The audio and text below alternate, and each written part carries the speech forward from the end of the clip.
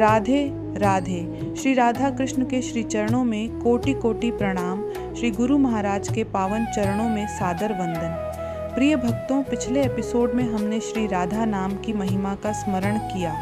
आज हम भक्ति के एक अत्यंत महत्वपूर्ण आधार का चिंतन करेंगे, संत संग और भक्तों की सेवा।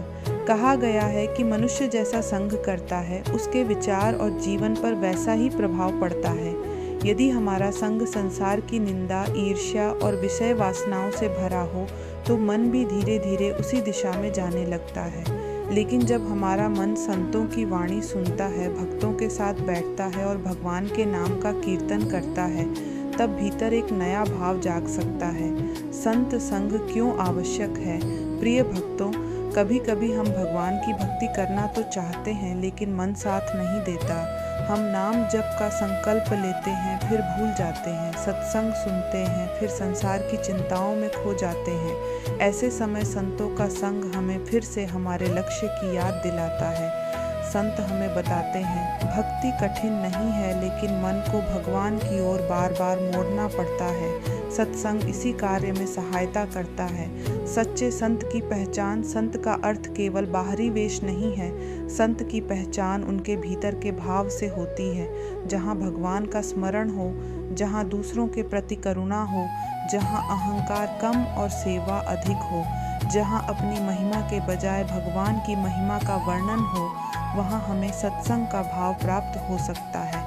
इसलिए संतों के जीवन को देखकर हमें केवल उनकी प्रशंसा नहीं करनी चाहिए, हमें उनके गुणों को अपने जीवन में उतारने का प्रयास करना चाहिए। भक्तों की सेवा, वृंदावन की भक्ति परंपरा में भक्त सेवा को बहुत महत्व दिया गया है।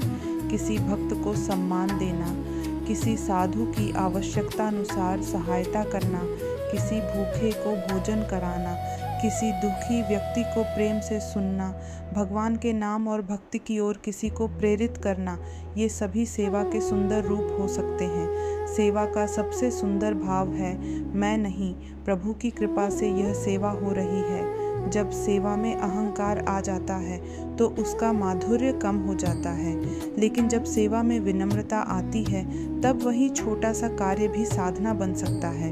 निंदा से बचना प्रिय भक्तों, भक्ति के मार्ग पर एक बहुत बड़ी सावधानी है, दूसरों की निंदा से बचना। हम किसी साधक की साधना, उसकी परिस्थिति या उसके भीतर के भाव को पूरी तरह नहीं जानते, इसलिए अपने मन को दूसरों के दोष खोजने में लगाने के बजाय भगवान के नाम में लगाना अधिक अच्छा है। जब भी किसी की निंदा करने का मन हो, उसी क्षण अपने भीतर कहिए, राधे, मेरा मन आपकी भक्ति में लगा रहे।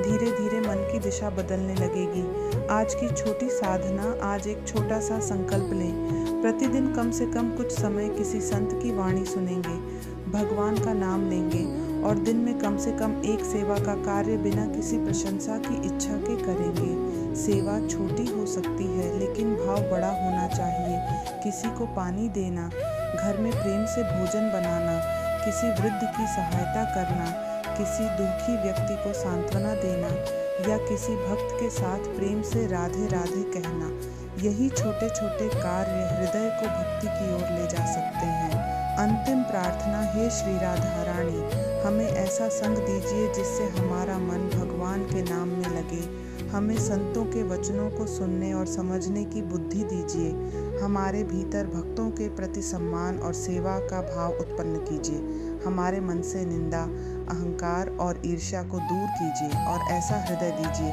जिसमें आपके नाम के साथ सभी जीवों के प्रति करुणा भी बनी रहे। राधे राधे।